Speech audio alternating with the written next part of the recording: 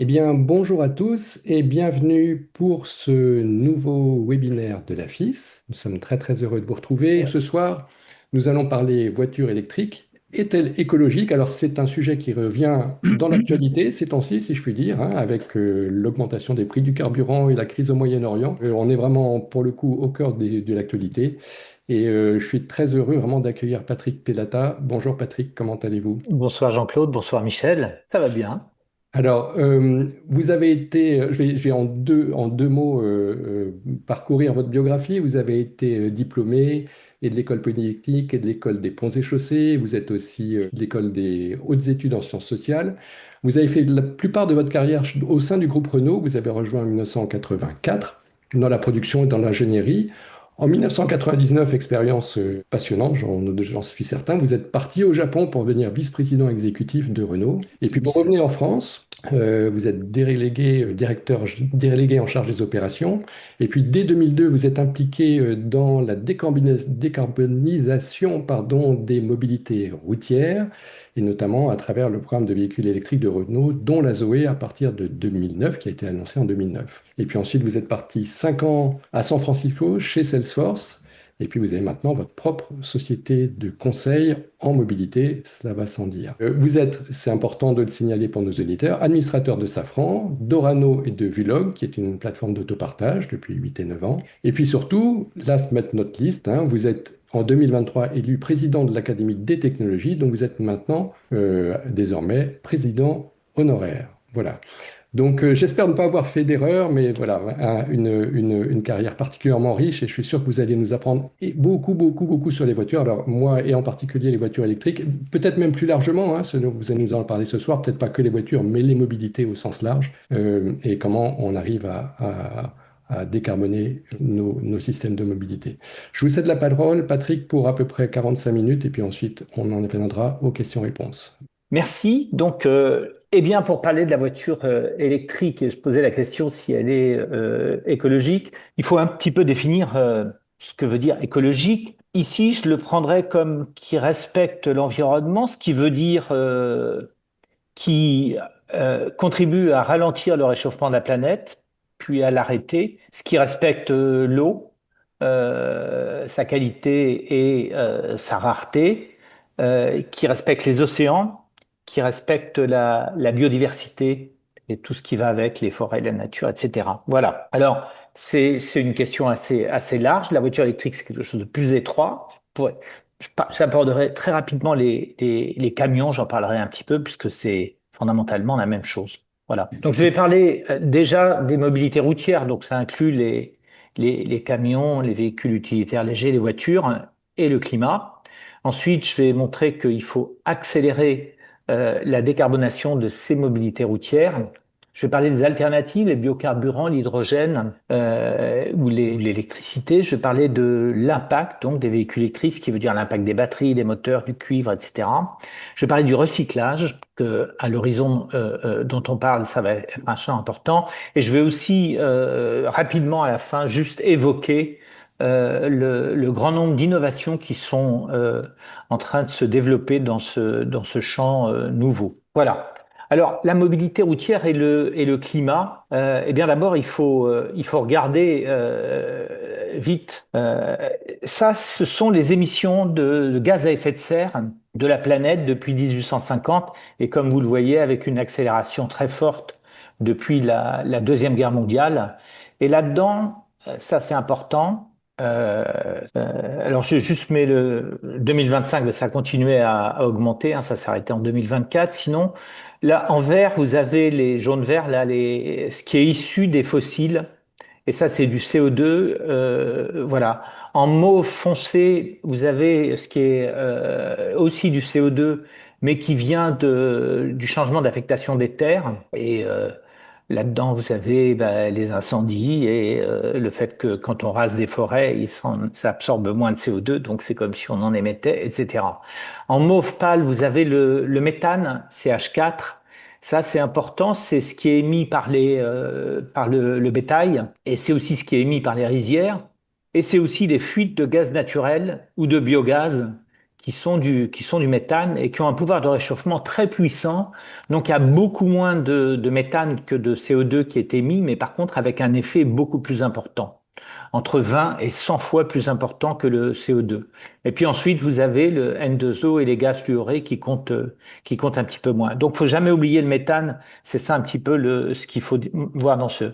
Et ça a comme conséquence la hausse de température, donc qui s'accélère un petit peu après la Deuxième Guerre mondiale, mais qui est maintenant sur une pente extrêmement raide, qui a même un peu tendance à se raidir encore un petit peu plus.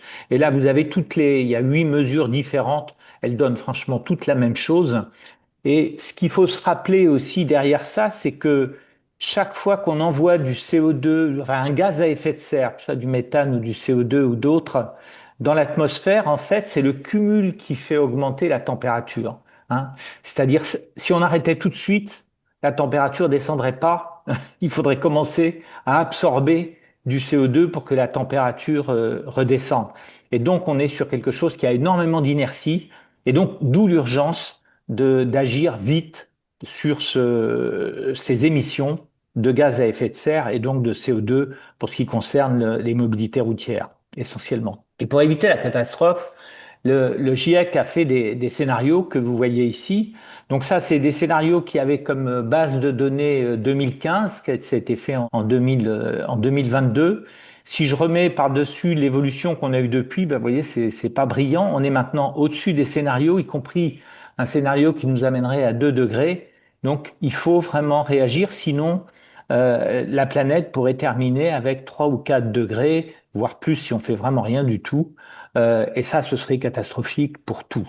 L'eau, la biodiversité, les humains, dans un certain nombre de régions du monde, le montée du niveau de la mer, etc. Je détaille pas. Alors, d'où elles viennent ces émissions de gaz à effet de serre? Je me concentre là maintenant sur l'Europe. L'Europe des 27. Et là, ce que vous voyez, c'est que eh bien, le routier, ça pèse lourd. Les transports, ça pèse un tiers, hein, 24 plus 9, ça fait 33%, un tiers des émissions de gaz à effet de serre de l'Europe. Et on en absorbe de tout ça, avec les puits de carbone qu'on a en Europe, parce qu'on a quand même pas mal de forêts, on n'absorbe que 6%. Et donc, les mobilités routières, c'est un quart de ces émissions. Il faut bien voir qu'en France, c'est plus que ça, c'est 30%. Pourquoi? Ben parce qu'on émet moins ailleurs, en particulier les industries de l'énergie en France émettent très peu grâce aux renouvelables et au nucléaire et à l'hydroélectricité. Dans le monde, c'est plutôt 12-13%. Ça augmente régulièrement et c'est 10% en Chine et ça augmente aussi. Alors, il faut aussi se souvenir que là, j'ai parlé des émissions à l'usage, mais il y a aussi les émissions de la fabrication d'une voiture. Il faut fabriquer l'acier, il faut fabriquer de l'aluminium, des plastiques, etc. Au total, on peut dire qu'une voiture moyenne, il va falloir pour la fabriquer mettre à peu près 6 tonnes de CO2 dans l'atmosphère, CO2 équivalent. Pour son usage, avec une voiture moyenne, hybride, une bonne voiture d'aujourd'hui, hein, j'ai pris l'exemple d'une Peugeot 3008 hybride, donc une voiture qui est très moderne, mais avec un moteur thermique, eh bien, elle fera sur 150 000 ou 200 000 kilomètres de 22 à 29 tonnes de CO2. Donc l'usage pèse beaucoup, beaucoup plus que la fabrication de la voiture, ce qui ne veut pas dire qu'il ne faut pas s'occuper des deux. Pour les poids lourds, leur temps et le kilométrage qu'ils vont faire, leur temps d'usage est très, très supérieur à celui d'une voiture, facilement 1 million de kilomètres. Et donc, ce rapport, il est encore pire que ça. Ça va être de l'ordre de 10 tonnes pour le fabriquer, mais on va être à 500, 600 tonnes d'émissions pendant la durée de vie la durée de vie du camion, donc beaucoup plus que ce qu'on voit pour une voiture. Voilà, c'est à garder en tête. Alors, le problème du transport et des mobilités routières en particulier, eh bien, c'est que depuis 1990, ça n'a pas baissé, ça a même augmenté de 27%. Tout le reste a beaucoup baissé en Europe, de l'ordre si je compte 2023 ou 2024, de l'ordre de 40%. Mais par contre, les transports en général, transports aériens et transports routiers et maritimes, ont augmenté pour l'Europe de 27%. Et donc, je vous rappelle que l'Europe, elle s'est fixé un objectif de moins 55% en 2030 par rapport à 1990. Et donc, tout le reste de l'économie, sauf les mobilités routières, aériennes, maritimes, ont fait de l'ordre de moins 40%, mais les mobilités routières ont fait plus 27%, un peu moins maintenant, plus 25, plus 24%, c'est quand même beaucoup. Et donc l'Europe a réagi. Et ça, ce sont les réglementations pour l'automobile. Vous avez en bleu l'historique, avec un ancien standard de mesure, et vous avez en rouge le trait plein, c'est le nouveau standard de mesure, un peu plus sévère. Et vous avez en trait horizontal les cibles de l'Europe, avec une cible dont tout le monde a parlé depuis peu, depuis un certain temps, c'est qu'il faudrait qu'on soit à zéro en 2035, donc pas, plus de moteurs thermiques, uniquement des voitures électriques ou hydrogène ou avec des biocarburants très purs. Alors, l'industrie automobile a protesté contre ça en disant c'est pas faisable, etc. Il y a eu des compromis qui sont faits, c'est ce que j'ai mis en mauve. Comme vous voyez, c'est quand même juste des petits compromis. Franchement, ça change pas énormément la réalité. Surtout que la cible que vous voyez en mauve tout en bas pour 2035 et après, c'est une cible qui est sous condition. Il faut acheter de l'acier décarboné, fabriqué en Europe. Il faut avoir des biocarburants à 100%, qui sont un peu disponibles pour les camions, mais c'est tout. Bref. Et pour garder un ordre de grandeur de ce que font les meilleures voitures d'aujourd'hui, je vous ai mis la meilleure voiture hybride d'aujourd'hui, c'est une petite Toyota. Elle est, elle, à 87 grammes. Donc, eh bien, s'il n'y avait que des Toyota Yaris hybrides, on n'arriverait pas à la cible à laquelle il faut arriver pour 2030, ni évidemment pour 2035. Donc, il va falloir des voitures électriques ou des voitures hydrogène ou des voitures avec des biocarburants 100%, mais ça, je vais revenir tout à l'heure. Alors, si les constructeurs automobiles ne suivent pas n'atteignent pas ces cibles, ils ont des pénalités très fortes, hein, qui peuvent atteindre 1 ou 2 milliards d'euros pour un constructeur comme Volkswagen, par exemple. C'est ce qu'il a payé en 2022, puisqu'il était en retard par rapport à ces cibles. Donc c'est une incitation extrêmement forte pour faire bouger l'industrie automobile, mais on comprend pourquoi. C'est le seul secteur économique avec l'aviation qui a augmenté depuis 1990 alors qu'il fallait baisser de moins 55%, ce que en gros le reste de l'économie, industrie, logement et surtout énergie, fabrication d'électricité a fait. Voilà. Donc il faut accélérer la décarbonation de la mobilité routière. Alors pour ce faire, il y a d'abord la sobriété. On peut réduire les déplacements, on peut réduire la vitesse, on peut réduire le nombre de voitures, on peut les faire beaucoup plus légères. Mais il faut que ça reste accessible, il faut qu'il y ait des solutions, il faut que ce soit choisi et il faut que ce soit partagé. La deuxième famille de solutions, c'est les changements modaux. Alors les changements modaux, c'est un peu à mi-chemin entre sobriété et efficacité. Eh bien, c'est prendre son vélo au lieu de prendre sa voiture, c'est prendre le train au lieu de prendre la voiture, c'est prendre le train pour les marchandises au lieu de prendre des camions. Euh, Ça peut être aussi l'efficacité. C'est clair que quand on passe d'un moteur thermique à un moteur électrique, en gros, on est à peu près 3 fois plus efficace en production d'énergie pour rouler. Et puis ensuite, eh bien, c'est passer des fossiles à l'électricité à condition qu'elle soit décarbonée, et donc issue de renouvelables ou de nucléaire. On peut utiliser la biomasse.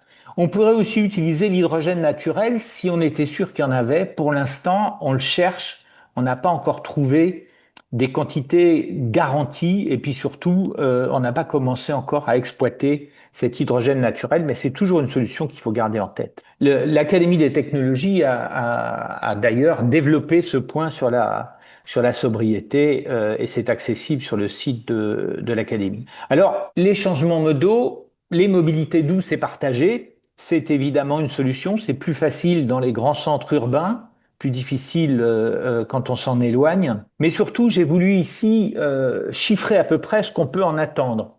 Et donc, j'ai pris l'enquête mobilité des personnes de 2019, qui est faite en France, qui est très très bien faite. Et j'ai considéré dans ces statistiques que tous les déplacements qui étaient en voiture et qui faisaient moins de kilomètres, on les supprimait, soit avec des vélos, soit avec des transports en commun. La moitié des déplacements de 5 à 10 kilomètres, un quart des déplacements de 10 à 20 kilomètres supprimés. Eh bien ça rapporterait 20% en réduction des kilométrages parcourus et en gros donc en réduction des émissions de CO2. Et ça, c'est un petit peu pour moi le potentiel de la sobriété sur les mobilités routières, à peu près. Sur les camions, j'y reviendrai tout à l'heure, on aura une autre petite idée. Et ça veut dire que euh, la route reste incontournable. Alors sur le déplacement des personnes, vous avez les chiffres là. Vous voyez que sur le déplacement des personnes, le rail en France est plutôt bien placé par rapport au reste de l'Europe, et c'est l'inverse sur le transport des marchandises. Mais dans les deux cas, ça bouge pas beaucoup.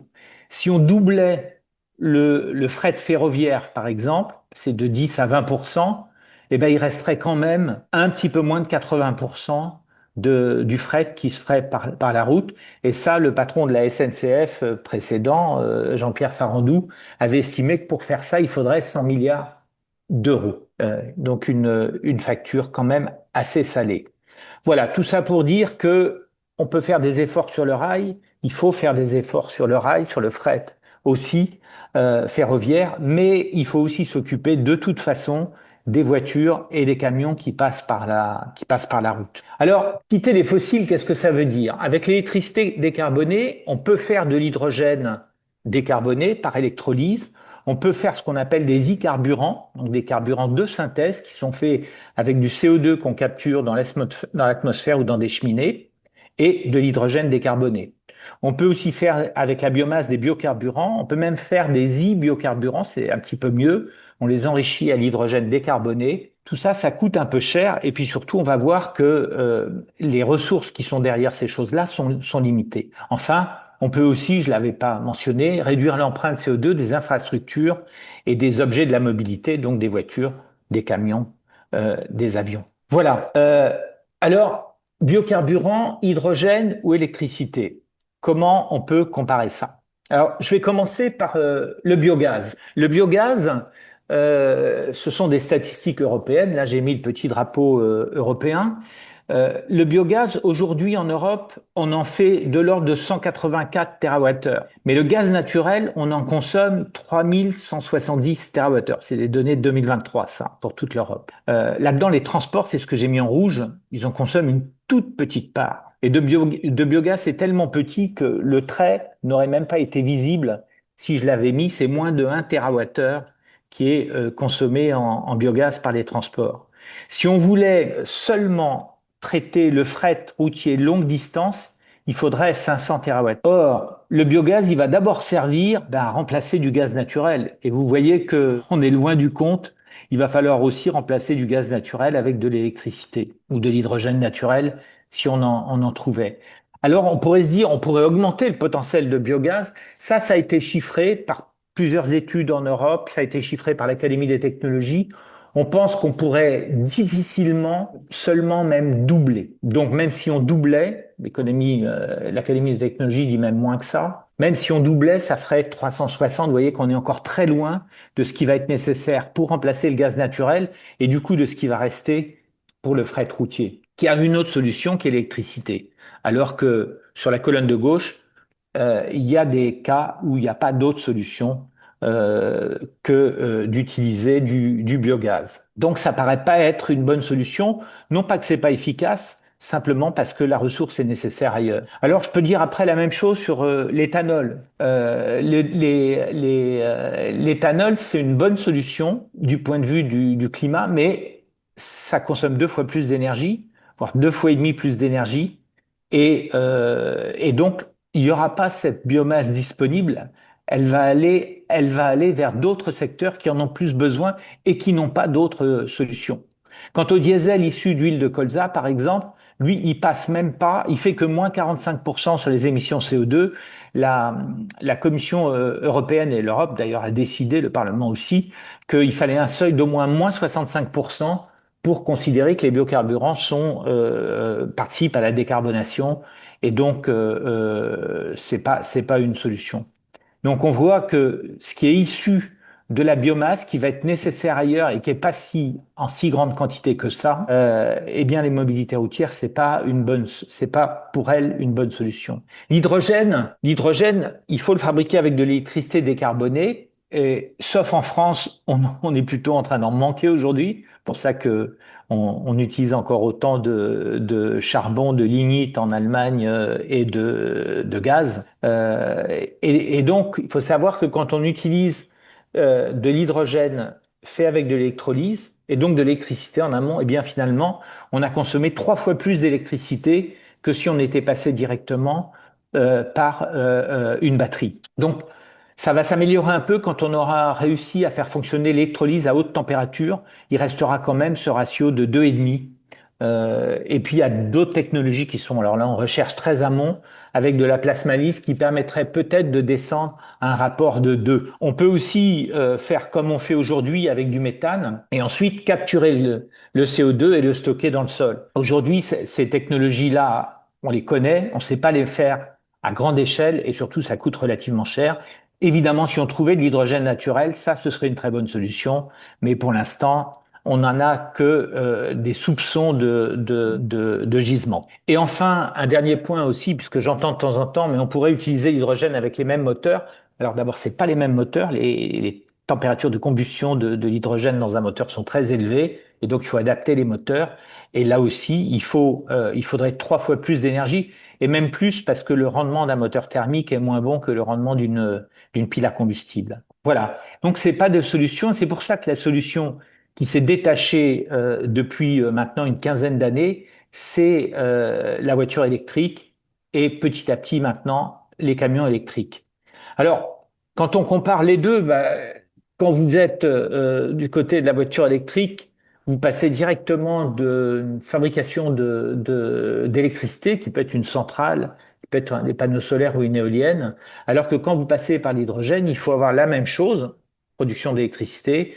Ensuite, il faut passer par un électrolyseur, il faut stocker, il faut comprimer, donc distribuer, recomprimer dans la voiture et enfin passer dans une pile à combustible qui n'a qu'un rendement aujourd'hui de l'ordre de 50%. D'où ce faible rendement comparé à celui de la voiture électrique avec la même électricité au point de départ. Donc les voitures électriques ont décollé et vous avez là la croissance depuis 2014, fortement accélérée à partir de 2017-2018 et qui maintenant on est à 20 millions de voitures électriques ou hybrides rechargeables dans le monde produites en 2025. La croissance continue en 2026. Vous voyez que la Chine est dominante, elle en fait plus de la moitié.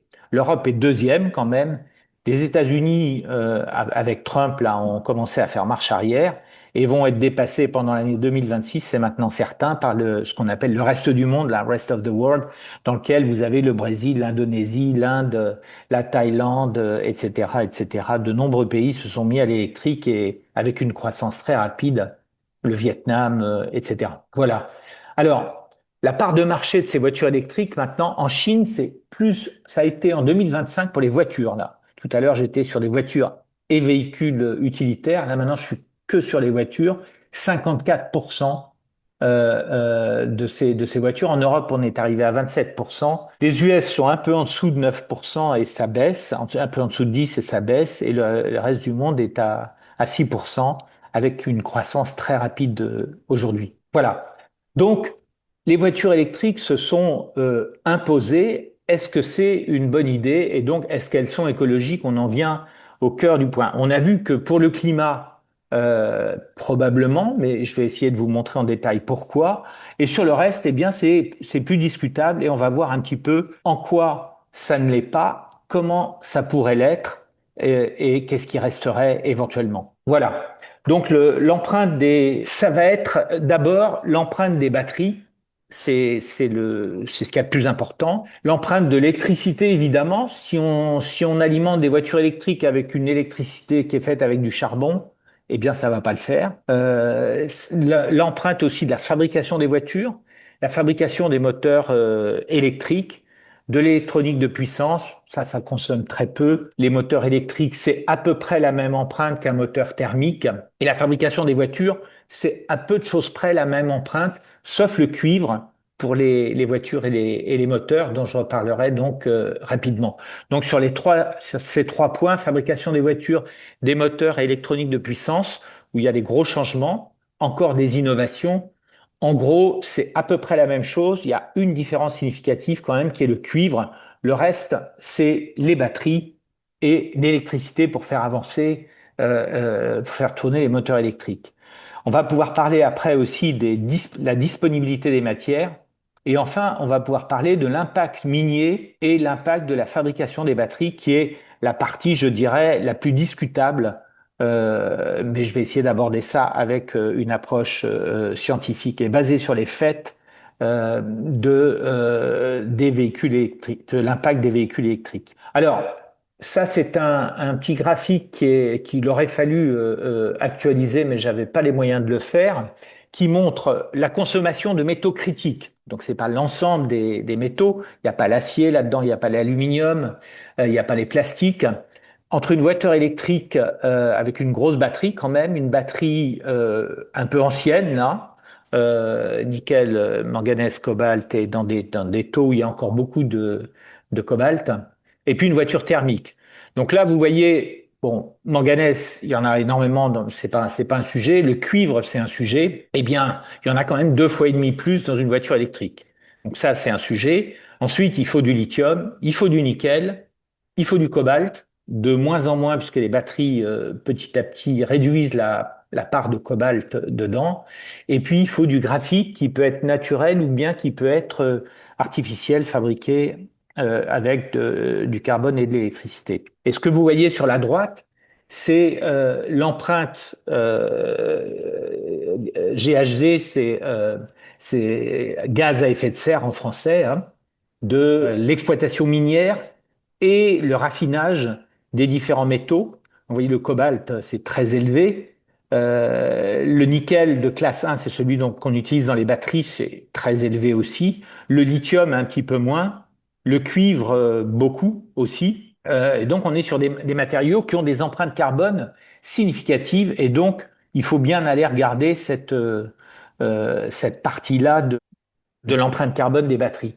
Donc ça a été fait et on voit que aujourd'hui une batterie faite en Chine avec l'électricité moyenne chinoise, pas les renouvelables, ils en ont beaucoup aussi maintenant, elle ferait à peu près 100 kg de CO2 par kilowattheure et je vais vous donner tout ça en tonnes après pour une vraie voiture, pour une voiture complète et avec une cible de tout le monde maintenant, Europe et d'autres, à 40 kilos, voire à 30 kilos. Alors, l'empreinte CO2 des batteries, justement, plus en détail, si on prend une batterie de 60 kWh, c'est une batterie d'une Mégane électrique, par exemple, d'aujourd'hui, enfin d'une voiture moyenne. Quoi. Il y a des batteries plus grosses, il y a des batteries plus petites.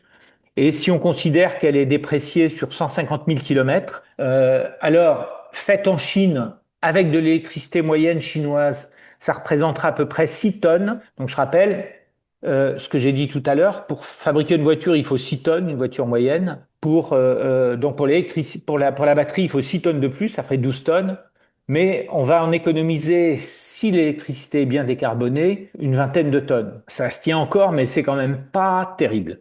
Voilà. Si on prend une batterie fabriquée en Europe, on serait à 60 kilos par kilowattheure et là, ce serait plus que 3,6 tonnes, ce qui nous ramènerait sur 150 000 kilomètres à 24 grammes de CO2 par kilomètre.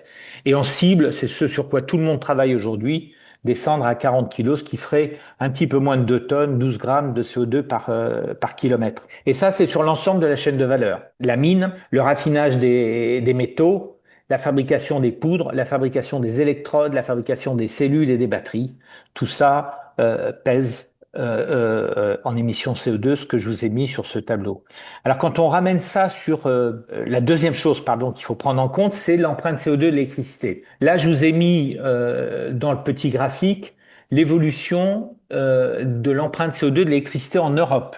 Donc toute l'Europe des 27. Vous voyez que c'est quand même une décroissance régulière qui est en gros le fruit du passage au renouvelable, l'abandon partiel encore du charbon et du pétrole, le gaz qui continue d'en faire beaucoup, et puis le nucléaire, évidemment, qui compte aussi là-dedans depuis 1990. Et vous avez sur la droite l'électricité, l'empreinte carbone moyenne de l'électricité dans différents pays européens. La Suède et la France étant détachées, je dirais, très très loin du peloton. L'Allemagne, pas trop mal. Mais l'Europe des 27 est un peu mieux en moyenne. L'Allemagne est à 300 hein, et la Pologne à 550. Il n'y a pas longtemps, il y a quelques années, elle était à 800, 850. Donc ça s'améliore. Et j'ai pris la valeur d'aujourd'hui, 187, et puis j'ai pris une valeur 2030. Pourquoi? Parce que quand on va considérer l'électricité consommée par une voiture qui vit en gros 15 ans, eh bien, je me suis décalé quand même de 4 à 5 ans pour aller chercher la valeur moyenne des émissions CO2 de l'électricité d'une voiture qui serait achetée aujourd'hui. Ça, c'est pour la moyenne européenne. Voilà, et voilà ce que ça donne. Donc, si on compare une Toyota hybride, celle que je vous ai montrée tout à l'heure, et une Renault 5 électrique, hein, voiture récente, mais pas non plus super moderne, eh bien, vous avez, si la batterie était produite en Chine et l'électricité moyenne européenne de 2030, sur 150 000 kilomètres, vous auriez 50 grammes de CO2 par kilomètre. Une Yaris hybride fait 104 grammes. Donc on ferait quand même 2 fois mieux. Si on prend de l'électricité française avec une fabrication européenne, en gros, on fait 4 fois mieux. Si on prend une batterie faite en Europe et une électricité moyenne européenne de 2030, on ferait un tiers à peu près de ce que fait une Yaris hybride qui s'améliorera pas beaucoup, hein. On est à l'asymptote de ces moyens technologiques. Et enfin, si on prenait les batteries telles qu'on les imagine en 2030 ou 2035, en termes d'empreinte CO2, on devrait être capable de descendre à 29 grammes, c'est-à-dire à peu près à la valeur de la France. Si jamais c'était avec de l'électricité française, on serait à 5 fois mieux, 20 grammes par rapport à la Yaris hybride, meilleure voiture d'aujourd'hui, un peu plus petite d'ailleurs qu'une R5. Je ne vais pas détailler ce que on trouve avec un poids lourd, un gros poids lourd, hein, 40 tonnes, qui a des batteries beaucoup plus grosses. Mais si je prends une batterie moyenne faite en Europe, une électricité française ou une électricité européenne de 2030, eh bien, vous voyez que là, on est à moins 90% par rapport à un poids lourd diesel.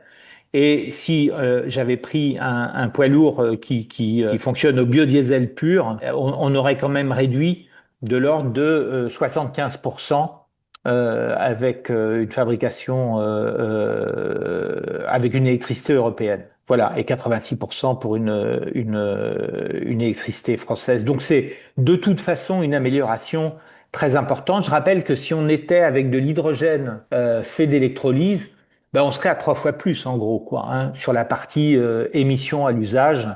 Et ça changerait, ça réduirait un peu sur la production des batteries, un petit peu parce qu'il faut compter toute l'infrastructure pour distribuer l'hydrogène qui est autrement plus compliqué que pour l'électrique. Voilà.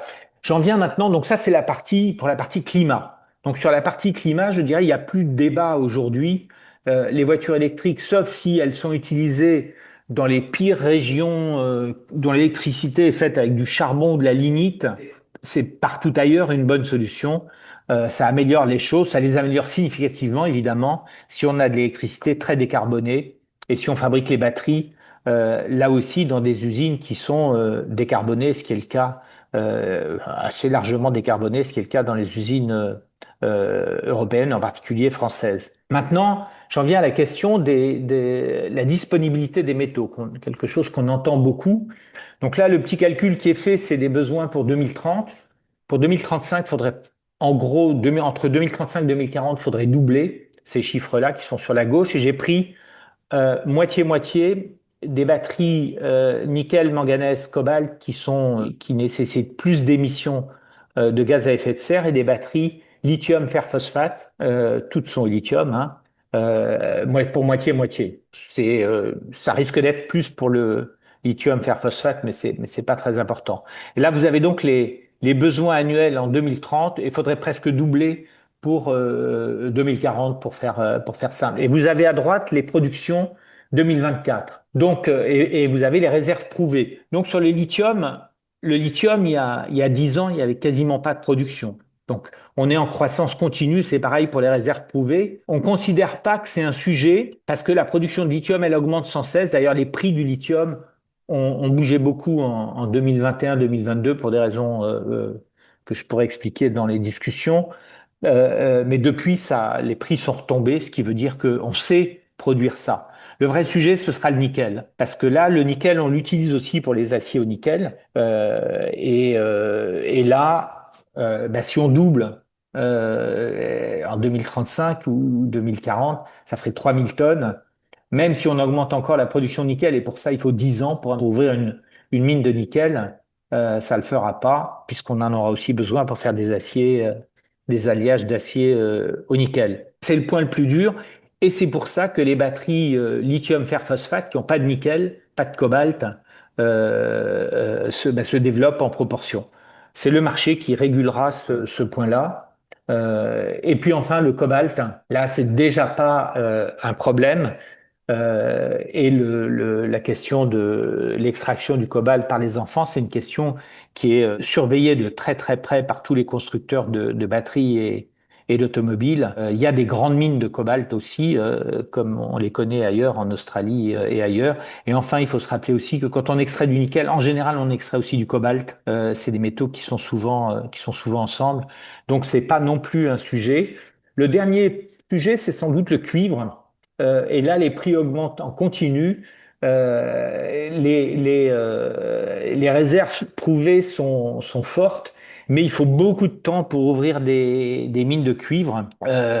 Et donc le cuivre, qui est pas seulement nécessaire mais qui est nécessaire sur l'ensemble de l'électrification, pour faire des éoliennes, pour faire des panneaux solaires, pour faire augmenter les réseaux qui vont distribuer cette électricité, des moteurs électriques pour remplacer et des chaudières, des pompes à chaleur, etc. Ça, à chaque fois, il faut du cuivre. Et ça, le cuivre, ce sera sans doute un sujet, mais les prix ont triplé depuis 10 ans, ce qui probablement pousse à ouvrir plus facilement des mines de cuivre. Alors, les problèmes maintenant écologiques locaux. Le premier, c'est l'exploitation du lithium. Vous avez là une image de ce qui se passe dans le désert d'Atacama au Chili. Et donc, l'eau, on pompe des saumures dans le sol. On fait un peu baisser les nappes phréatiques aussi, au passage. On utilise de l'eau des nappes phréatiques dans une région désertique, donc c'est évidemment pas terrible pour les gens qui habitent autour. Et ensuite, on met tout ça dans des salins, hein, comme des marais salants. On laisse évaporer, donc l'eau s'en va et on récupère ce qu'il y a, avec un très fort taux de lithium. On le raffine et on utilise à nouveau de l'eau pure cette fois-ci, enfin pure de source, des nappes phréatiques. Et donc, ça crée des problèmes sur les populations locales. Et ça, c'est quelque chose il faut trouver d'autres solutions. Donc, la deuxième façon de trouver du lithium, c'est dans des roches. Et donc, ça, c'est ce qui se passe essentiellement en Australie, euh, qui est un grand pays minier. Mais aussi, c'est le projet d'Imerys dans l'Allier où on cherche à faire une mine qui est qui a fini sa concertation préalable, là, qui doit être dans la partie d'autorisation finale pour extraire du lithium de ces roches. Alors, il y a des alternatives. Là, j'ai mis un petit procédé qui est appliqué par Eramet, dans laquelle avec de la nanofiltration, de l'osmose inverse, une évaporation contrôlée de la saumure, il récupère l'eau, en fait, avec une consommation donc d'eau qui est extrêmement réduite et qui peut même renvoyer l'eau des saumures dans le sol. Ça, c'est la première solution appliquée dans un désert un peu identique à celui que je vous ai montré, mais en Argentine, avec l'usine de Centenario. Mais aussi, et ça se passe en France, Électricité de Strasbourg utilise de l'eau profonde qui est mélangée avec de la saumure et dans lequel il y a du lithium. Et ils utilisaient ça depuis longtemps pour faire de la géothermie. Et donc, le projet d'Eramet, qui a reçu un financement européen, c'est avec Électricité Strasbourg, parce que de dévier cette eau, d'en enlever le lithium et puis de la renvoyer dans le stockage profond, d'où on extrait la chaleur, le stockage géothermal, donc, enfin, la couche géothermale. Voilà. Le deuxième sujet, donc il y a des solutions. Maintenant, il va falloir accepter de payer pour que ces solutions se développent. Alors, dans le cas d'Eramet en Argentine, c'est parti, hein. L'usine fonctionne et elle produit. Dans le cas de Strasbourg, pour l'instant, le projet est en développement, mais il n'est pas encore en opération. Le deuxième sujet, c'est probablement le plus lourd, c'est l'exploitation du nickel et du cobalt qui va avec, parce que dans ce cas-là, ils sont mélangés. Là, vous avez une photo d'une grosse exploitation de purification de nickel qui est juste à côté de l'extraction. Vous voyez des rejets en mer.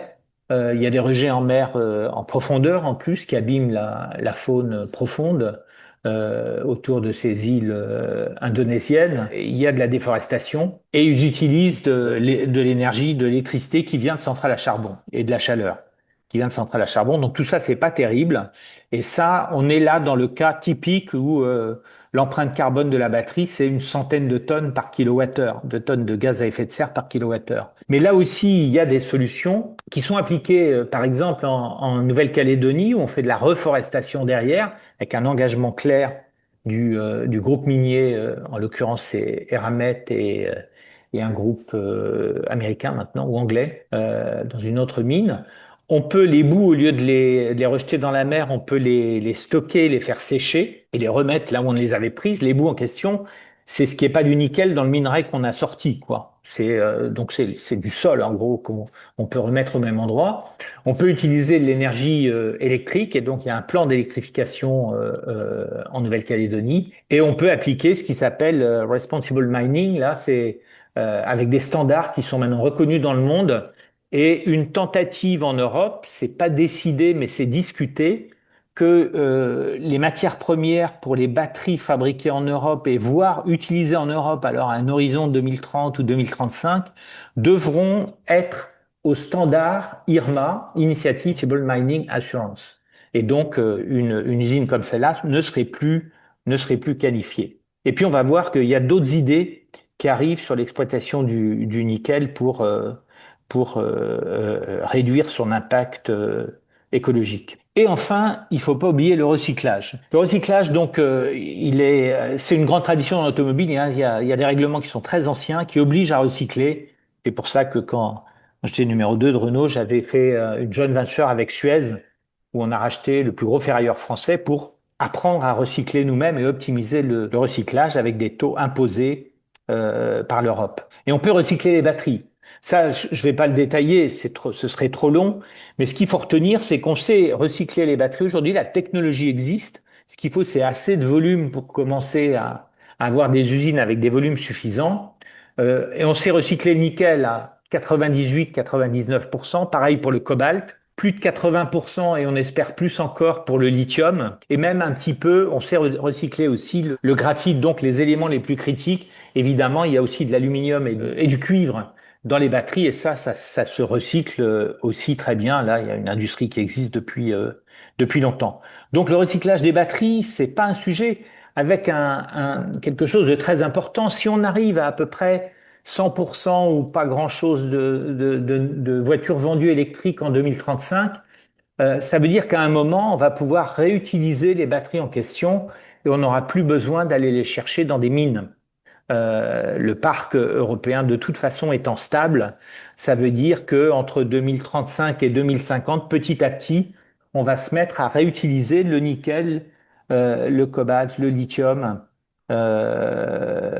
surtout le lithium bien sûr, puisqu'il y en a aussi dans les batteries lithium fer phosphate, et arrêter d'ouvrir des mines pour faire ces voitures électriques et ces camions électriques. Voilà pour le recyclage. Le dernier point, c'est que je voulais dire, ces photos qu'on fait aujourd'hui, elles tiennent pas compte encore d'un grand nombre d'innovations qui sont en cours de développement et qui vont améliorer les choses. Alors, il y a évidemment l'amélioration des batteries. Là, je vous ai mis l'amélioration sur deux paramètres, hein, la densité d'énergie massique et la densité sur des dates là. Ce que vous voyez, c'est une énorme progression qui continue.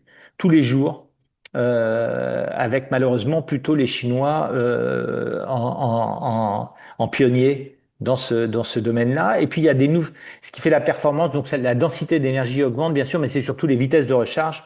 On arrive à recharger des grosses batteries en quelques minutes maintenant. La chimie des batteries le permet. Et tout ça avec des durabilités qui sont depuis le début supérieures à la durabilité des voitures, hein. Donc ça veut dire qu'une batterie, on peut aussi, et c'est jamais compté dans les chiffres que je vous ai montrés, continuer de l'utiliser dans d'autres applications après que la voiture ait fait son temps, sachant qu'une voiture électrique, parce que ça vibre moins, parce qu'il n'y a pas tout un tas de tuyaux, etc., tout ce qu'on a dans les moteurs thermiques, durera probablement beaucoup plus longtemps que les voitures thermiques classiques. Et puis il y a des nouvelles chimies.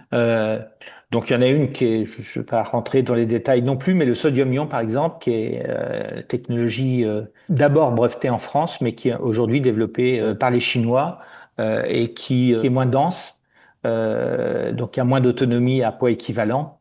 Mais s'il y a beaucoup de bornes de recharge, finalement, elles se rechargent très vite, beaucoup plus vite que les batteries lithium-ion.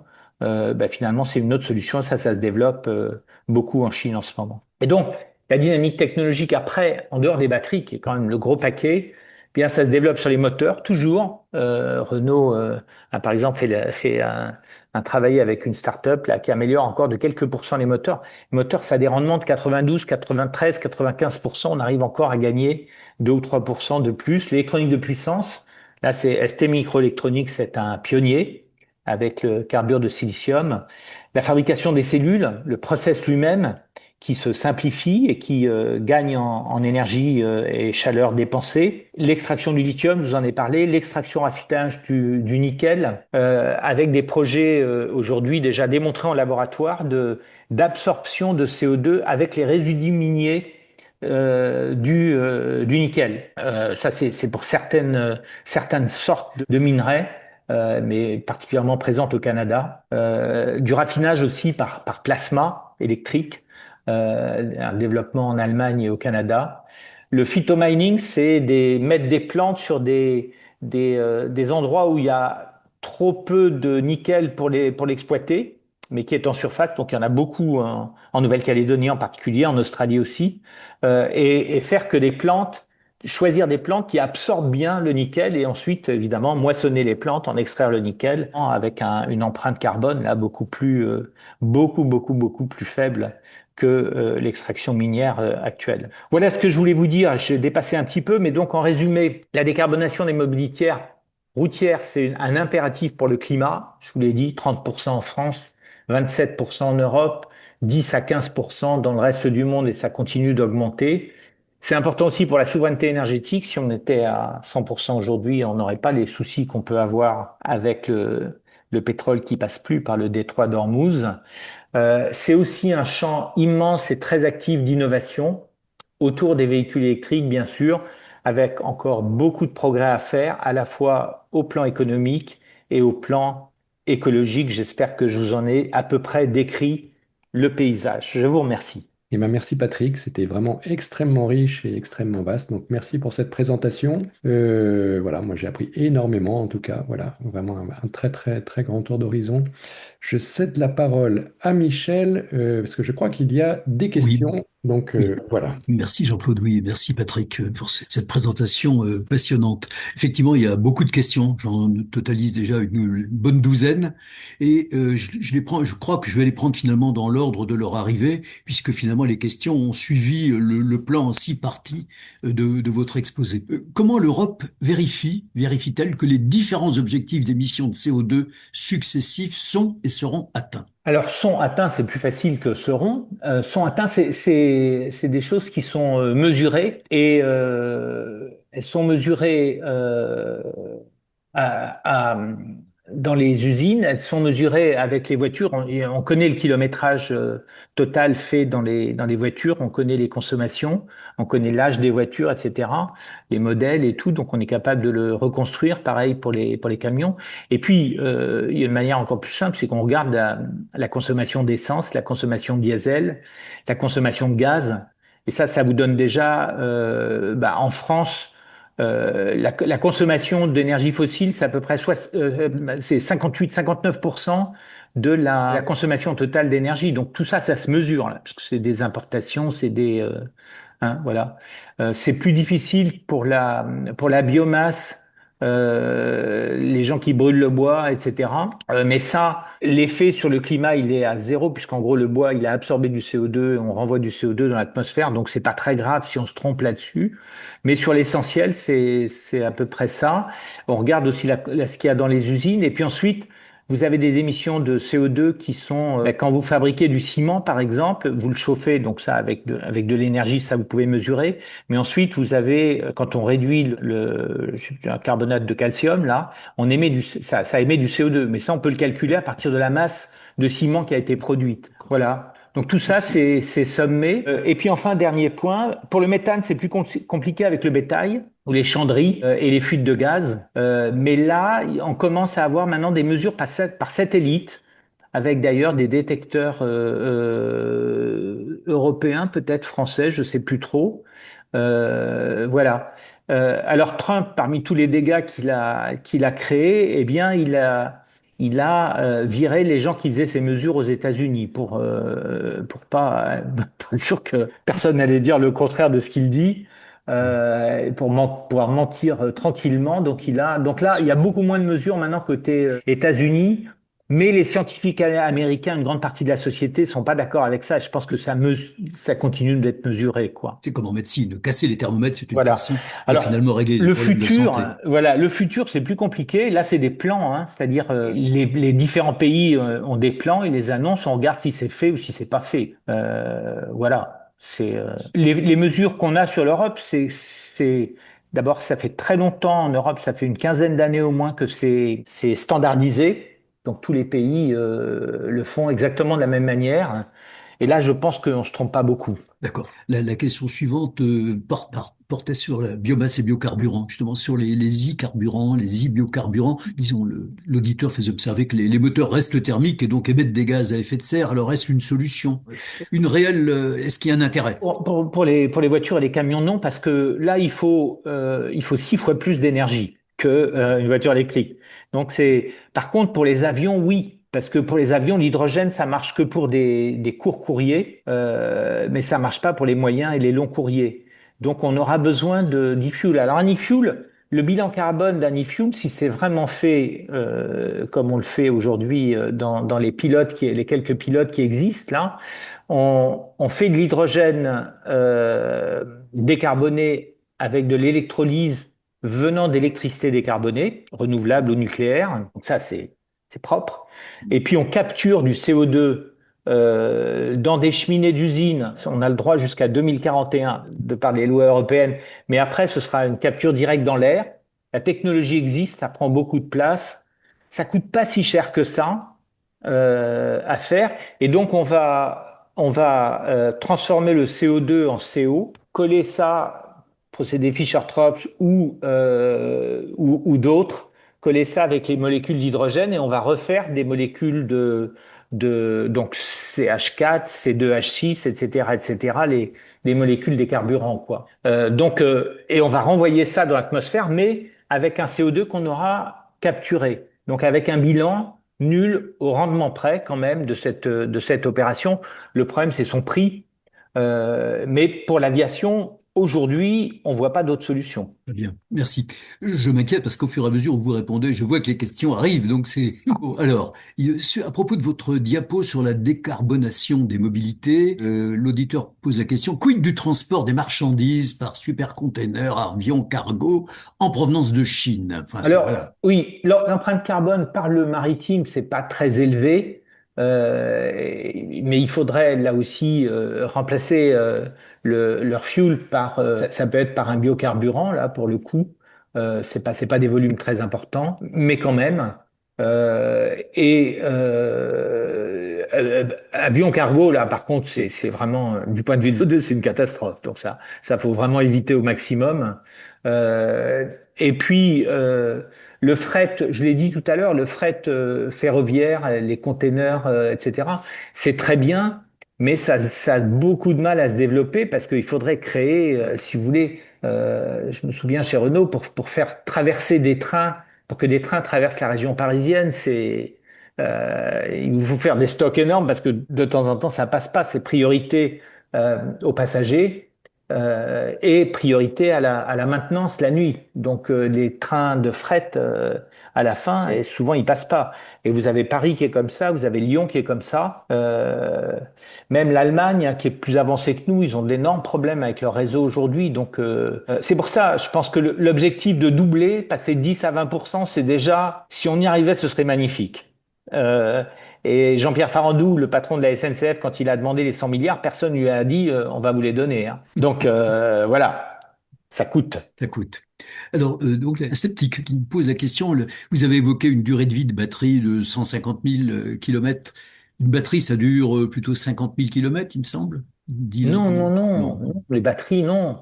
Une batterie, le cahier des charges des batteries, vérifié, c'est en gros 2000 cycles et il 500. reste encore 80%. Mais 2000 cycles, vous faites 300 kilomètres, ça fait 600 000 kilomètres. Oui, donc il Si avait vous dit voulez. 500 000. Oui, d'accord, je n'avais pas compris ce qu'il avait écrit. Oui, oui, voilà. D'accord. Et donc les batteries, on peut D'accord. les réutiliser une fois que la voiture est hors de service. Et je pense que va se développer quelque chose que je pense est très bien. Renault a fait ce qu'ils appellent leur usine, la Renew, c'est-à-dire où on va s'apercevoir sur une voiture électrique, toute la partie châssis, motorisation, etc. se dégrade pas. Par contre, l'intérieur va se dégrader à l'usage. Et donc, il y a des usines, va falloir, où on va reprendre l'intérieur de la voiture et pour qu'elle reparte pour un tour. D'accord. Voilà, et ça, je pense que ces choses-là vont se développer. Il y a des grands concessionnaires qui font ça aussi, ce qui va rallonger les durées de vie des voitures et permettra de fabriquer moins de voitures. C'est pas le bonheur des constructeurs automobiles, mais c'est bon pour la planète, donc ça se C'est bon finira pour par vous. se faire. Tout à Et fait. ça se fait, ça commence. Euh, voilà, quelqu'un nous demande pouvez-vous préciser ou revenir sur pourquoi les batteries de fabrication chinoises sont plus polluantes que celles d'Europe? Ben, ils ont les normes environnementales avec lesquelles les Chinois travaillent sont très différentes de celles de l'Europe. Ceci dit, elles s'améliorent. Et donc, je connais par exemple une usine de batteries plutôt pour des camions dans le nord de la Chine aujourd'hui qui travaille avec des renouvelables, éoliens, solaires et des batteries de stockage. Et d'ailleurs, dans le même site, ils équipent des camions avec des batteries interchangeables. C'est des camions qui vont tous, c'est dans un bassin minier, et donc les camions vont chacun dans des mines différentes, reviennent vers le centre où on processe le minerai, changent leurs batteries, c'est des batteries qui font 3 4 tonnes, hein. Donc c'est une grue, enfin c'est pas une grue, c'est un portique qui met ça derrière la cabine. Ils repartent avec une nouvelle batterie qui pendant ce temps-là est chargée, et comme on a de la liberté pour la charger, on peut la recharger ben, quand il y a du vent, quand il y a du soleil. Et donc là, on est dans des conditions. Non, les Chinois, ils arrivent à faire des choses comme ça. Mais aujourd'hui, on peut pas savoir usine par usine. Il y aurait de la triche, etc. Donc on prend toujours les valeurs moyennes de l'électricité chinoise, qui est aujourd'hui à peu près comme la Pologne, hein. Donc il y a encore beaucoup de charbon. Mais ça bouge beaucoup plus vite que le reste de l'Europe, hein. Alors là, nous avons une question assez longue, je vous la lis intégralement, de François. Comment trouver crédible la Commission européenne qui a toujours imposé le modèle allemand en matière de production d'électricité et un Green Deal, confère PPE3, coûteux, dangereux pour la stabilité du réseau, confère le blackout ibérique, et au moins en ce qui concerne la France, qui augmente la production de gaz à effet de serre. Voilà. Les chiffres, Electricity Maps, sont impressionnants. Électricité allemande, environ 200 millions de tonnes de CO2 équivalent contre 15 millions de tonnes pour la France en équivalent CO2. La totalité du transport, avions, bateaux, voitures, vélos électriques en France a représenté 130 millions de tonnes en 2019, soit un tiers de moins que l'électricité allemande. Electricity Maps donne 30 grammes de CO2 par kilowattheure en moyenne annuelle et Allemagne 342 grammes de CO2 par kilowattheure sur 12 mois. Voilà, je fais un petit peu Oui, le... bah, j'ai donné à peu près les mêmes chiffres. Moi, j'utilise les chiffres d'Eurostat. D'accord. Mais moi j'ai dit 300 grammes et 40 grammes, 300 grammes pour l'Allemagne, 40 Oui, pour bon, la bah, France. bon, bon, bon, c'est C'est à peu pareil. près la même chose. D'accord. Ce qui est important de savoir quand même, c'est que ça s'améliore. Et donc comment dire, ce qui est important aujourd'hui, c'est que l'empreinte carbone de l'électricité en Europe au total, c'est la courbe que je vous ai montrée, ça s'améliore et ça s'améliore beaucoup. Et ça, pour le développement des mobilités routières électriques, c'est essentiel, puisque c'est ça qui permet de dire que une voiture qu'on achète aujourd'hui, qui va consommer de l'électricité entre 2026 et probablement 2040, ben finalement, elle aura une électricité moyenne sur sa durée de vie beaucoup plus basse que celle d'aujourd'hui. Donc, il faut pas prendre D'accord. celle d'aujourd'hui, il faut prendre celle qui est bah, théoriquement à peu près au Moyenne. milieu des deux ou au tiers des deux distances là. Et ça donne à peu près 100 grammes pour la moyenne européenne. Et l'Allemagne sera dans ces eaux-là aussi. Ils auront des problèmes de stabilité de leur réseau, ils auront des tas de problèmes jusqu'à ce qu'ils trouvent des solutions, peut-être les mêmes que les nôtres, on verra. On peut pas prédire l'avenir, mais on s'éloigne un peu de notre sujet. Ce qui est important, c'est ça que je voulais montrer, c'est que le secteur de production d'électricité, c'est le secteur s'est le plus amélioré en Europe et en Chine, c'est pareil. Donc ça c'est important. Ils partent de très loin, mais même en Pologne, ça s'est amélioré, hein. Donc c'est ça qui est important et c'est ça qui montre que cette dynamique est lancée. Maintenant, il faut que chaque secteur économique contribue. Et les mobilités routières n'avaient pas beaucoup contribué jusqu'à maintenant, c'est le moins qu'on puisse dire avec les statistiques que je vous ai montrées, donc il faut s'y coller. C'est un discours encourageant que vous nous donnez et optimiste, quelque part. Alors, je vois que j'ai une question là. C'est plus une remarque qu'une question, mais pour moi, l'hydrogène produit par électrolyse, c'est la solution si l'hydrogène est produit lors des pics de production des énergies renouvelables. Oui, alors, s'il y avait une quantité infinie d'électricité décarbonée, oui, mais si l'Allemagne est à 300 grammes de CO2 par kilowattheure, c'est qu'on est très loin de zéro. Vous voyez ce que je veux dire? C'est-à-dire, il n'y en a pas d'électricité décarbonée. Or, il en faut 3 fois plus que si Oui, vous utilisez une voiture oui, électrique. Donc, oui, non oui, seulement il n'y a d'accord. pas beaucoup d'électricité décarbonée, il n'y en a pas assez, il faudrait qu'il y en ait beaucoup plus, mais en plus, il en faut 3 fois plus pour faire de l'hydrogène par électrolyse.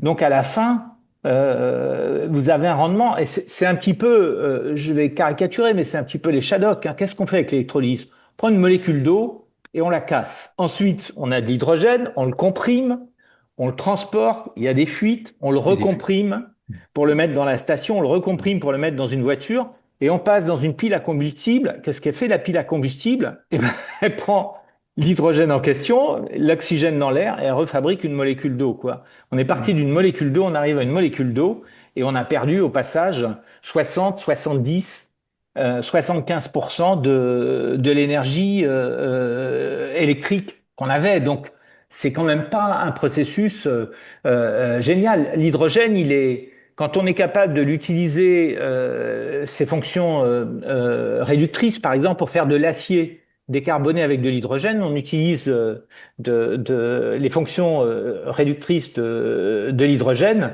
C'est Fe2O4, le minerai de fer, plus H2, H2O, Fe, et ça marche. Si vous voulez. On utilise la molécule d'hydrogène à son plein potentiel. Quand vous cassez une molécule d'eau, vous faites plein de choses entre les deux et vous la reconstruisez, eh ben forcément, vous n'avez pas un très bon rendement, quoi. Alors que le passage direct de l'électricité à un moteur électrique, ça marche très bien, avec des rendements remarquables. Oui, Voilà. merci. Alors la question, l'OMS alerte sur le principal danger de santé dans les villes, qui est l'émission de particules fines, issues des poussières de freins et de pneus. Y a-t-il des travaux sur les véhicules électriques qui sont plus lourds pour réduire ces émissions? Est-ce que les véhicules électriques pourraient peut-être produire plus de particules Alors, fines dans ces conditions? c'est tout à fait vrai. Enfin, il y a aussi beaucoup de particules dans les villes, hein, qui viennent des moteurs diesel, hein, et de moteurs essence mal dépollués.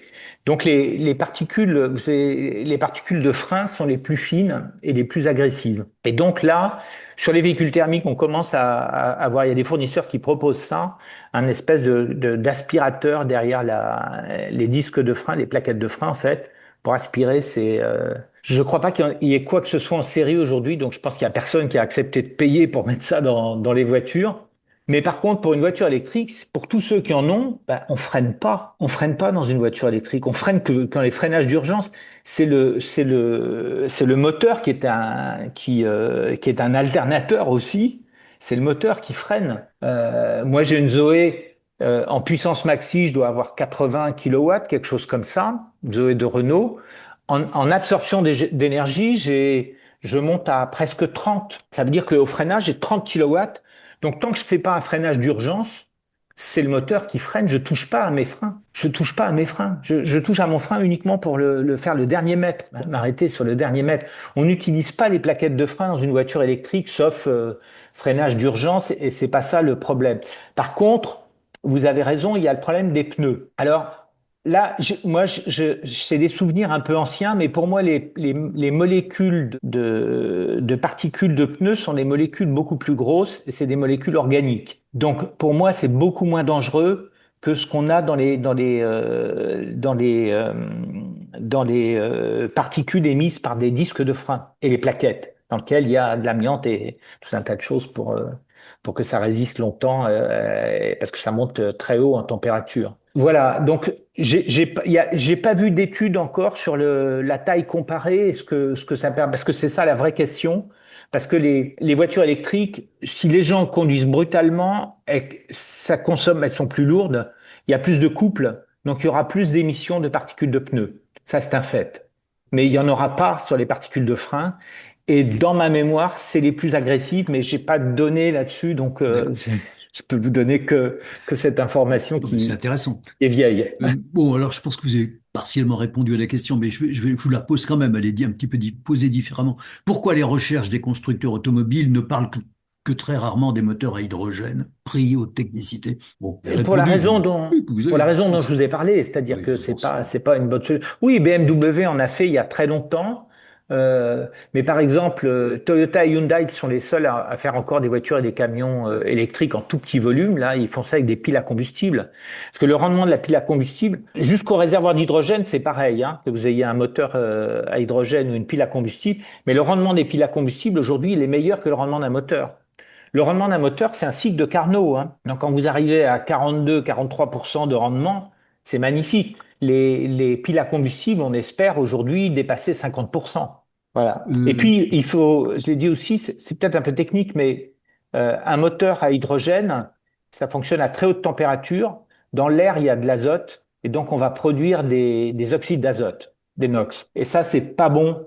C'est pas bon du tout pour la pollution des villes. Merci, Patrick. Il y a encore beaucoup de questions. Je ne sais pas si on pourra répondre à toutes parce que vous allez avoir sûrement envie d'arrêter bientôt. Bon, il y en a deux là qui sont peut-être lundi. À une époque, on utilisait de l'alu en substitution du cuivre. Est-ce encore d'actualité? Oui, la réponse est D'accord. oui. La Mm. réponse est oui. D'accord. Une autre question également. Que sont vous avez évoqué les poudres noires, hein, Black Mass tout à l'heure, à un moment Oui, donné dans une diapo. oui. De quoi s'agit-il? Donc la black Peut-être. mass, c'est quand on recycle une batterie. J'ai visité une unité pilote là, d'Orano sur le sujet. On va commencer par enlever tout ce qu'on peut enlever, c'est-à-dire les morceaux de cuivre, les poches en alu, le paquetage. On va enlever l'électrolyte. On va enlever tout ce qu'on est capable d'enlever. Et après le reste, ça va être broyé et c'est ce qu'on appelle la black mass. Et c'est D'accord. ça qui ensuite va par des procédés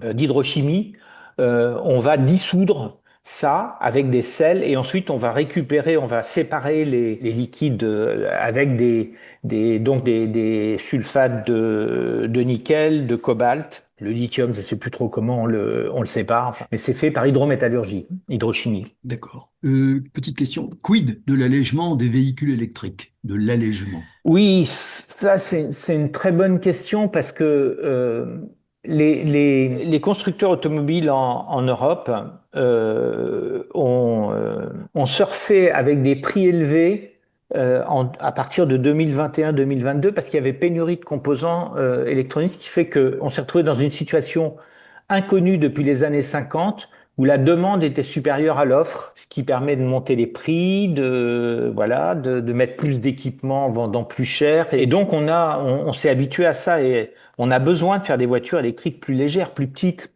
y compris à faire des voitures. Je pense que il y aura des voitures en autopartage beaucoup plus légères. Il y a des voitures qui sont petites et à 10 000 dollars en Chine, hein, avec des batteries plus petites parce qu'ils ont un réseau de distribution électrique, de recharge électrique qui est plus dense.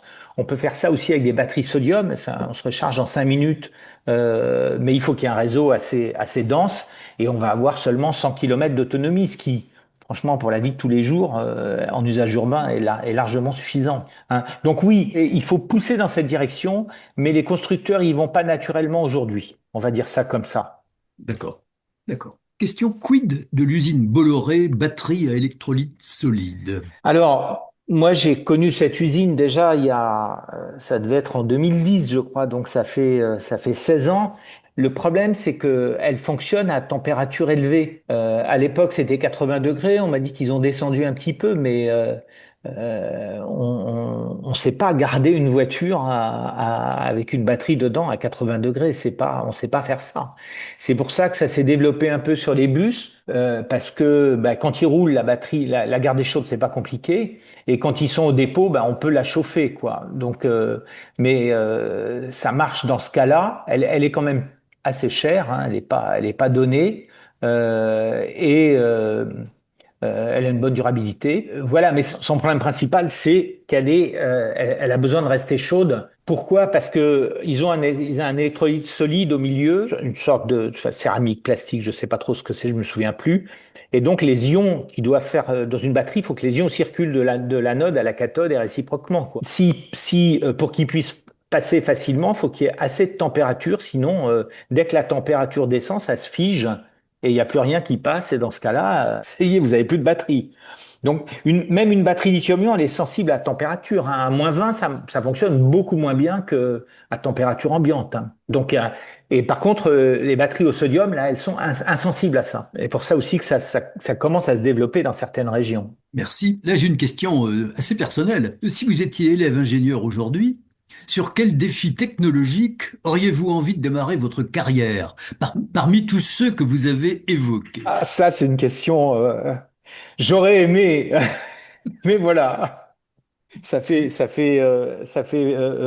pas tout à fait 50 ans que j'ai commencé à faire de l'ingénierie, donc ça fait longtemps. Écoutez, le champ est tellement vaste aujourd'hui. Moi, ce que je dis à chaque fois que j'interviens devant des jeunes, c'est que vous soyez technicien ou ingénieur, vous avez un panorama fantastique d'innovation devant vous, quoi. Il y en a partout. Je vous ai montré des choses dans le domaine minier, dans la chimie des batteries, la recherche des batteries. Vous savez que CATL, c'est l'entreprise chinoise qui est numéro un mondial des fabrications des batteries. Ils ont 20 000 ingénieurs et techniciens en recherche et développement. 20 000. Donc ils travaillent dans tout un tas. Ils essaient de couvrir des batteries. On réfléchit à des batteries organiques, etc., etc. Sur l'énergie, la production d'énergie, ben, on commence à parler on continue de parler de fusion, mais je les verrai pas de mon vivant. Mais les jeunes qui démarrent aujourd'hui, peut-être, les petits réacteurs nucléaires, la fabrication des e-fuels dont je parlais tout à l'heure, là, l'utilisation de l'hydrogène dans l'industrie où il y a beaucoup de champs d'application, le changement tous ces process qui utilisent des fossiles aujourd'hui, il va falloir qu'il se passe soit à l'électricité, soit à autre chose, mais sans gaz naturel, ni pétrole, ni charbon, ni coke. Donc tout ça, c'est un champ énorme. Et puis après, vous avez le champ des utilisations. Il y a un domaine, j'ai pas parlé, mais sur l'automobile, les véhicules autonomes, si ça devient des robotaxis, on n'aura pas tous besoin d'avoir 3 voitures ou 2 voitures, quoi. On tournera avec une voiture et on utilisera les robotaxis quand on part pas en week-end, quoi, ou en vacances. Et là, ce sera peut-être une voiture de location. Donc, toutes ces choses-là qui sont en train de se développer, c'est un champ assez fantastique. Et je parle pas d'intelligence artificielle appliquée dans tous ces domaines, parce que là aussi, c'est juste le début. Mais voilà. Donc, très franchement, si j'avais 50 ans de moins, là, je me creuserais la tête mais je serais sûr que je ferai des choses intéressantes dans ma vie, quoi. Voilà. Attendez, parce qu'il y a encore quelques questions, mais qui sont, à mon avis, je dirais, particulières. Vous avez répondu à l'essentiel. J'en avais vu une. Oui, alors, je vous propose, ce sera la dernière question, parce on veut quand même pas épuiser Monsieur Pellata ce soir. C'est une question qui, à mon avis, sort du cadre de de la conférence de ce soir. Elle porte sur la production d'électricité. On a toujours le problème géopolitique de fourniture d'uranium. Quid de la fusion nucléaire dans le catalogue des innovations? Donc, c'est vraiment en marge du sujet que vous avez traité ce soir. Oui, Ce comme sera la dernière question. je suis Voilà, au on conseil en restera d'administration là. d'Orano, donc c'est un sujet qui est discuté, hein. La fusion et à l'Académie des technologies aussi, c'est un sujet qui a été beaucoup discuté. On est allés tous ensemble visiter à Cadarache la construction du premier grand réacteur de fusion, là. Euh, on voit pas des applications avant, au mieux 2070 ou après peut-être même avant la fin du siècle, parce qu'il y a encore énormément de problèmes la fusion quand même. On traite un plasma qui est plus chaud que le Soleil. Hein. Il faut se rappeler de ça. Donc il y a aucun métal qui résiste à ça. Donc par des champs magnétiques, on essaie de le conduire pour qu'il touche pas trop les parois, mais il faut quand même rentrer des matériaux dedans, il faut sortir l'énergie, la chaleur. Donc tout ça, c'est quand même très compliqué. Hein. C'est pas. Alors les problèmes sur l'uranium, on peut les résoudre sans la fusion avec des réacteurs à neutrons rapides. Si on avait aujourd'hui l'équivalent d'un super phénix qui fonctionne, mais rénové avec les technologies modernes et la sécurité qui va bien. On aurait avec l'uranium appauvri qu'on a et le plutonium qu'on a, on en aurait pour plus de 1000 ans. Donc pour se passer d'uranium, il y a d'autres solutions que la fusion, c'est les réacteurs à neutrons rapides. On pourrait aussi enrichir l'uranium qui a été appauvri, mais dans lequel il reste de l'uranium 235, qui est ce qui est nécessaire pour faire une centrale, faire tourner une centrale nucléaire. Donc il y a des solutions si vraiment on était en pénurie. Et je rappelle que l'uranium aujourd'hui, en France, il vient du Canada, et puis après il vient plus du Niger, il est bloqué là-bas, et il vient du Kazakhstan. Ça pourrait s'arrêter un jour, on ne sait jamais. Mais il peut aussi venir d'Australie, il peut aussi venir de Namibie, dans lequel il y a il y a des choses en discussion. Et puis il y en a beaucoup au Canada quand même. Hein. Voilà. Mais surtout, ce qu'il faut garder en tête, c'est qu'à un horizon de 20-30 ans, en tout cas, les réacteurs à neutrons rapides permettraient de se passer d'uranium naturel.